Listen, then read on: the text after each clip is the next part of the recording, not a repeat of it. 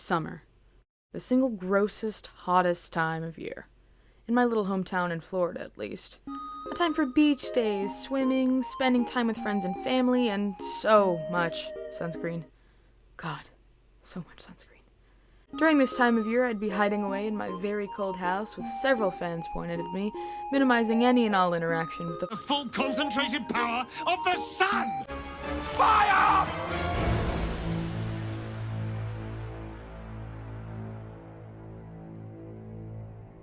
But this summer in particular was different for me. It was my last summer as a teenager, and after all the years I wasted away dreading the heat, I was gonna try and make my last fleeting moment as a teenager count. At least, that was the plan. See, the funny thing about me is that I'm kind of like this very loosely wrapped ball of yarn.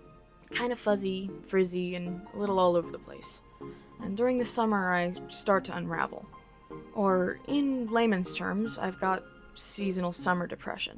Quite frankly, I've got year-round depression too, but it gets immensely worse when it's so hot I wish I could tear my own skin off. With that in mind, I had tried to make this little deal with myself. Make this last summer as a teen count. Do everything, I never had the chance to do, since teenage life and youth is always fleeting. The only problem with that valiant little endeavor of mine was that I didn't have, money, or a car, or any resources to do anything interesting for the whole summer.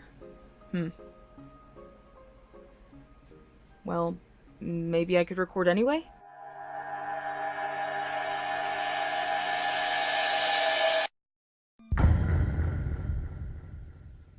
My mission statement was simple. Record, one thing every day.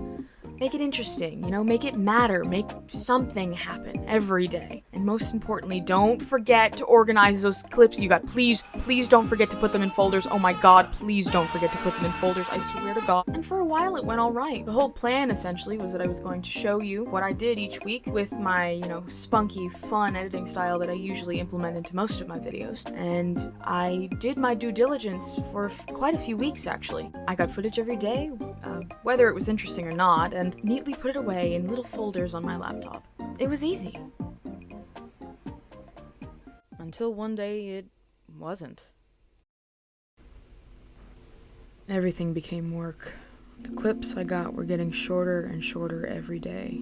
Getting out of bed, putting on clothes, eating, everything was a struggle. Like I was having to tear myself away from my bed just to breathe. And it only got worse as the days blurred together, and I didn't talk to anyone. I didn't leave my house for months at a time, and it only got darker from there. I only remember a couple of days from that blank period. I had spiraled so far, and no one around me could tell. That was my reality. I'd given myself one thing to do every day, and it was near impossible. And the worst part was, I saw no way out of it. This giant sense of worthlessness began to creep into my mind. I had put so much pressure onto myself in this project that it snowballed into this debilitating self-loathing I had no escape from. What an idiot I was. Why couldn't I just do this one thing? This one task I had given myself? People were counting on me this time. I had gotten so much attention from my trailer video for this whole stupid project that I actually had people looking forward to this thing, and it crushed me. I wanted this video to be a lesson. I grew up watching YouTube, and I wanted to prove to myself that I could make something with nothing but a camera and my hands like the creators I loved. It was something I wanted to prove to my younger self, mostly. That lonely little kid that wanted nothing more than to make videos and to mean something to other people. And for her, I think I found the lesson in my video. My summer was miserable.